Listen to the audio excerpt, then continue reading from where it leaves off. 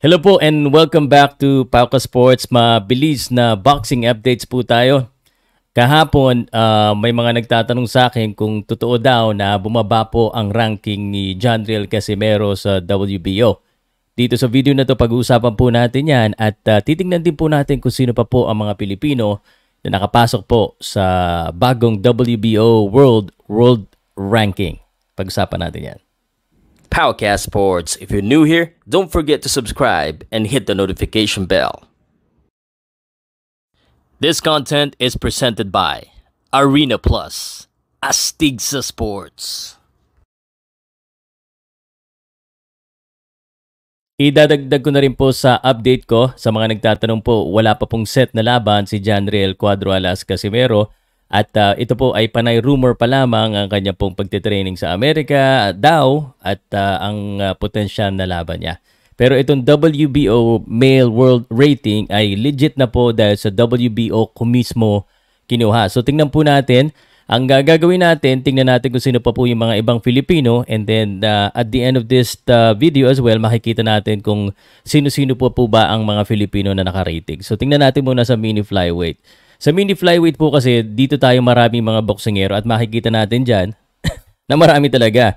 Si Vic Saludar, number 2 po, Jake Amparo, number 4, R.R. Andales, number 5, Melvin Jerusalem, number 6, at sino pa ba? Samuel Salva, number 10, at Christian Balunan, parang naka-asterisk siya dito, no? Parang highlight. So, marami talagang mga Pilipino po na nasa mini flyweight or sa minimum weight division. Sa flyweight naman, tingnan natin mabilis. May Pilipino ba? Yeah, si Arvin Magramo po ay number 6. Number 7 naman si Reggie Suganov. Number 8 naman si Christian Araneta. Number 11 po si Miel Fajardo. And Vince Paras at number 13. So ito po ang mga naka-rating na Pilipino. So tuloy tayo dito sa flyweight. Yan, flyweight natin, Dave Apolinario number 8. Number 8 po si Dave Apolinario sa flyweight. Siya lang ang Filipino. Superfly. WBO po ito sa WBO rating ng Superfly. Ngayon pong November ito. Pilipino yun. JR Raquenel at number 10. Siya lang, no? Siya lang. And Judy Flores, number 15. So, dalawa pong Pilipino sa junior bantamweight. Sa bantamweight naman, Raymond Gabalio, number 1. Nangunguna po siya dyan. So, malamang mapalaban yan kay Jason Maloney.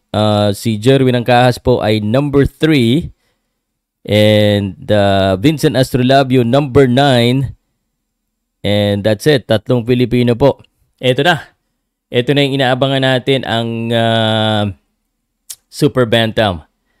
Bumaba ba si Jandriel Casimero? Si Jandriel Casimero po ay number 3. Number 3 po siya last month. Ngayon, ang kanyang ranking ay nako po, bumaba po. Nako ba't ito bumaba? Di naman natalo Jandriel Casimero number 4, naungasan po sa ni DJ Duhaney.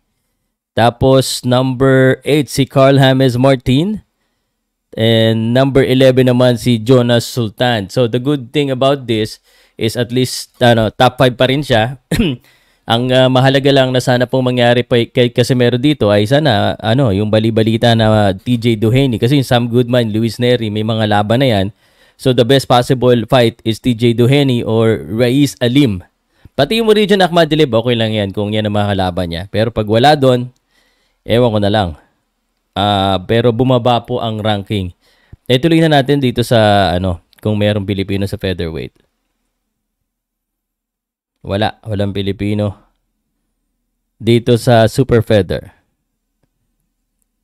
Yan, dalawa. Charlie Suarez and Mark Bagsayo, number 12 and 13 naman sa junior lightweight or super feather. Junior lightweight po kasi pag WBO.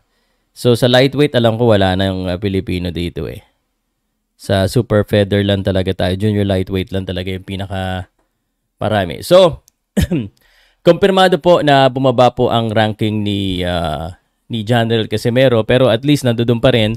Sana, yun nga lang, no? Sana po ang makalaban niya yung 1 to 5 lang, or yung number 3, number 5, number 6. Sana. Pero wag po kayong malungkot pag laban yan ulit sa next year, at kung sakaling manalo na siya, tataas ulit yung ranking yan. So yun po yung update natin. Please let me know what you think and comment lang po down below.